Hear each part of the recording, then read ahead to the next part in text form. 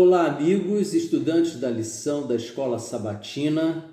Você é muito bem-vindo ao estudo de hoje, domingo, 18 de outubro de 2020. O título do estudo de hoje é o seguinte: Os Olhos do Senhor. Isso mesmo, Os Olhos do Senhor é o título, e antes de nós ingressarmos de forma mais profunda no estudo, eu convido você para orarmos. Bondoso Deus, agradecidos por tua bondade, por tua misericórdia e tua proteção, oramos, pedindo a iluminação do Espírito Santo para compreendermos o conceito, o conteúdo do estudo bíblico de hoje. Dirige-nos, Senhor, agradecidos em Jesus oramos. Amém. Ok. A introdução do estudo de hoje é curiosa. Ela diz o seguinte: um professor da Universidade de Oxford apresentou a teoria de que nós, o mundo e tudo que nos rodeia, nada disso é real. Em vez disso, somos criações digitais de uma raça de alienígenas com computadores superpoderosos. É o que nós somos, segundo esse professor de Oxford, na Inglaterra. Veja bem que teoria baseada em completa ficção científica, onde a realidade, como nós partimos do estudo de ontem, ela varia de pessoa para pessoa, formando uma cosmovisão de vida de acordo com os conceitos e princípios que cada pessoa abraça para si. Embora essa seja uma teoria curiosa, ela levanta uma questão crucial. Qual é a natureza da realidade? O que de fato é real, o que de fato não é? Onde eu e você podemos encontrar a realidade descrita de forma confiável? Onde nós podemos, de alguma maneira, reconhecer que a realidade está diante de nós e que nós participamos dessa realidade de forma inegável e incontestável. Muito bem, nós poderíamos ter duas respostas para essa pergunta. Vou repetir a pergunta para você. Qual é a natureza da realidade? Nós poderíamos responder da primeira forma o seguinte: a primeira é que o universo e tudo que nele há, incluindo nós, simplesmente existe. Está aí. Nada o criou, nada o formou. Ele apenas está aí. E ponto final. É simplesmente um fato inexplicável. Bom, nesse caso não há Deus, não há deuses, não há nada divino. A realidade é puramente material, puramente natural. Existe por existir e final de conversa. Como foi dito há 2.500 anos, essa não é uma ideia nova, né? Existem apenas átomos e o vazio. Sim, esse foi um princípio dando causa de que não haveria um ser majestoso e poderoso suficiente como Deus para prover vida e criação. A segunda resposta é a seguinte: a outra visão é que um ser, ou seres divinos, criou o universo. E isso parece mais lógico, racional e sensato do que a ideia de que o universo apenas existe por existir. Sem nenhuma explicação para essa existência natural e casual. Essa proposição abrange o mundo natural, o mundo dos átomos e do vazio, mas não está limitada a ele. Veja que coisa interessante. Quando você tem uma visão de um mundo em que o mundo tem um ser sobrenatural, Deus, Criador, que o gerou, você está demonstrando que, obviamente, porque Deus não pode ser comprovado em sua existência em laboratório, então a divindade e a majestade de Deus está acima daquilo que o homem pode escrutinar e estabelecer como limite da existência da vida. Ela aponta para uma realidade muito mais ampla, profunda e multifacetada do que a visão ateísta materialista tão frequente hoje entre nós. Não é isso? Existe por existir, é uma casualidade, evoluiu-se de uma vida muito simples e segue nessa direção, desconsiderando o sobrenatural, o divino, o soberano criador e a sua interferência direta por sua vontade na criação da humanidade, do universo, e o seu poder para manter todas essas tão diversas áreas da vida funcionando de forma harmônica e perfeita. Aqui nós temos 5 passagens bíblicas que nos fazem pensar um pouco sobre isso. A existência ou não de Deus, a nossa resposta, o nosso comportamento e nossa visão que nós temos da presença de Deus na história da humanidade, como nós interpretamos isso de forma, inclusive, individual a princípio, né? E aqui os textos são Salmo 53, 1, Provérbios 15, 3, que é o verso para memorizar da semana, João 3,16, que você conhece, é um clássico, né? E Isaías 45, 21. Lucas 1, de 26 a 35, que fala, obviamente, da geração de Jesus em Maria por obra e graça do Divino Espírito Santo, não é? Daqui nós podemos sintetizar o seguinte dessas passagens. É insensatez dizer não a Deus.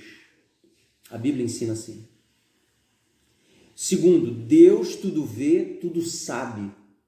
Não há o que fuja, não há o que se possa esconder da capacidade, da onisciência de Deus. E nós, seres humanos, temos dificuldade de lidar com isso, porque a gente não quer admitir que tem alguém superior a nós, que sabe tudo a nosso respeito, quando nós vivemos uma vida procurando estabelecer um nível de privacidade cada vez maior. Crer em Deus, terceiro ponto, nos conduz à vida eterna. E aqui está um grande X, um grande nó, um grande mal-estar entre ateístas e cristãos. Sim, porque a esperança e a expectativa dos cristãos é uma vida eterna em Jesus Cristo. E as pessoas que não creem sequer que Deus existe não têm essa perspectiva e, obviamente, isso cria um cisma entre esses dois grupos. O quarto ponto, pois não há outro Deus senão eu, disse Deus de si mesmo. Deus disse isso a seu próprio respeito. Ele disse na sua palavra que ele é Deus e não há outro. Por mais que existam deuses e deuses por aí, todos eles com D minúsculo, não têm a capacidade da vida de criar e de manter. Ao contrário, são obras das mãos de homens pecadores como eu e você. São obras das mãos de criaturas. E, portanto, não se pode comparar nem de longe com a divindade do eterno Deus, Jeová, que vive no mais inacessível dos céus, desde sempre e para sempre, para onde um dia seremos levados pela vontade de Jesus Cristo. E o último ponto, Jesus nasceu de mulher para vir a este mundo.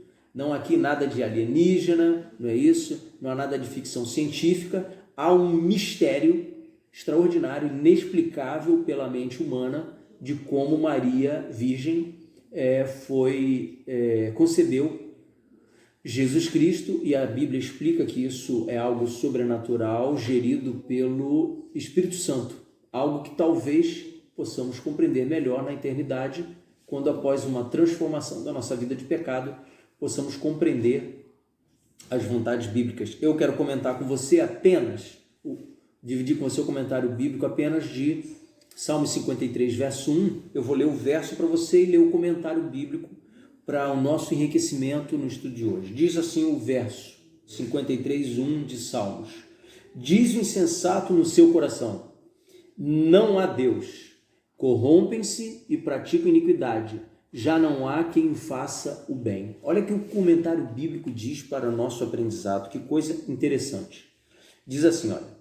Este Salmo 53 todo, é quase idêntico ao Salmo 14. A principal diferença é o uso do termo Elohim, Deus, em vez de Yahvé. Trata-se de um comentário adicional sobre a pessoa ímpia e arrogante do Salmo 52. Se você for ler o Salmo 52, o subtítulo dele é Condenação do Ímpio.